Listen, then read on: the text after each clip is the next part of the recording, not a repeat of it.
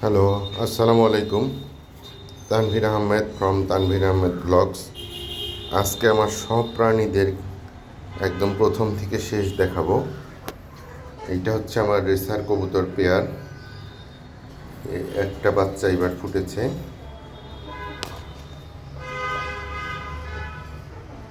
এই জোড়াটা খুবই ভালো এবং সুন্দর, বাচ্চাকে খাওয়ায় বাচ্চাকে, এবং প্রত্যেকটা বাচ্চা বড় করে।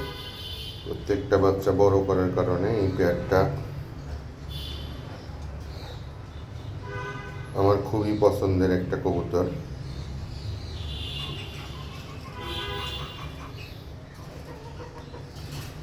আর এইটা হচ্ছে ওদেরই বাচ্চা, একটা নর বাচ্চা। আলহামদুলিল্লাহ এটা এখন অনেক বড় হচ্ছে। এইগুলো হচ্ছে আমার দেশি মুরগি। এগুলো আমার নিজের ঘরেরই বাচ্চা, নিজের ঘরের মুরগি দিয়ে ফুটাইছিলাম। মার্শাল্লাহ এখন খুবই ভালো আছে। নিজের ঘরের মুরগি এগুলো, আলহামদুলিল্লাহ খুবই ভালো আছে। আসলে নিজেদের ছাদে যদি সব কিছু চাষ করা যায়, বা যাদের একটু জায়গা আছে তারা যদি সব কিছু করে, তাহলে আসলে অত কিনে খেতে হয় না, অথবা নিজেদের অভাব নিজেরাই পূরণ করা সম্ভব। এই যে যেই মোরগগুলো দেখতেছেন, এগুলো এখন 400 গ্রাম করে আছে, আর মুরগিগুলো আছে 300-350 গ্রাম। তাই কিছুদিন পরেই এটা পারিবারিক চাহিদা মেটানোর জন্যে খাওয়া যাবে। আশা করা যায় এগুলো দিয়ে আমাদের পারিবারিক চাহিদা কিছুটা হলেও মেটাবে। মানুষ যে এই যে দ্রব্যমূল্যের জন্য হাহাকার করতেছে, নিজেরা যদি একটু কাজ করা যায় এবং একটু কষ্ট করা যায়, ইনশাল্লাহ এই দ্রব্যমূল্যের বাজারেও নিজেদের অভাব নিজেরাই পূরণ করা সম্ভব।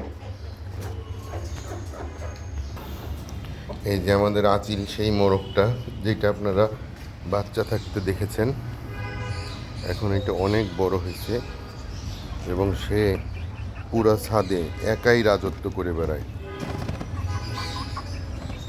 তার চাল চলন, হাঁটা চলা সব কিছু অনেকটা রাজার মতো।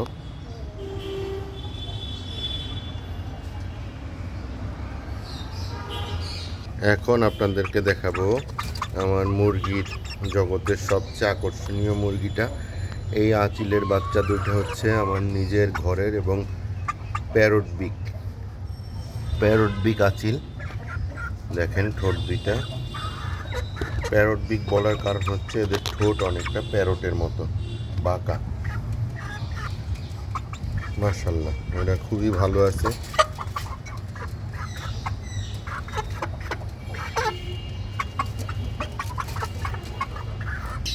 অল্প অল্প করে পালতে পালতে প্রাণীর সংখ্যা আসলে অনেক হয়ে গেছে। এই যে আমাদের এগুলাকে হচ্ছে বলে টাইগার মুরগি। তো টাইগার মুরগির বাচ্চাগুলো আমাদের কাছে ছিল দীর্ঘদিন, এখন প্রায় ডিম দেওয়ার কাছাকাছি চলে আসছে। হয়তো বা কিছুদিনের মধ্যে ডিম দিবে।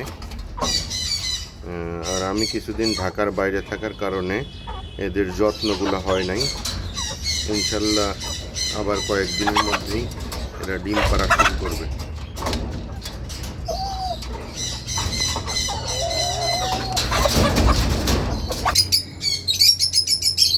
এই যে আমাদের লাভবার্ডের কলোনি।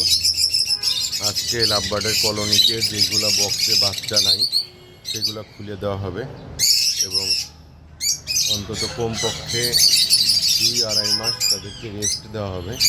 রেস্ট দেওয়ার পরে তাদেরকে আবার ক্রিমির কোর্স, অন্যান্য কোর্স করানোর পরে আবার ব্রিডিংয়ে দেওয়া হবে ইনশাল্লাহ। সবাই দোয়া করবেন আমাদের এভিয়ারিটা যেন ভালো থাকে এবং সব প্রাণী সুস্থ থাকে। আজকে মুরগি এবং লাভবার্ডের আপডেট দিয়ে শেষ করলাম। আগামীতে আবার দেখা হবে। আসসালামু আলাইকুম।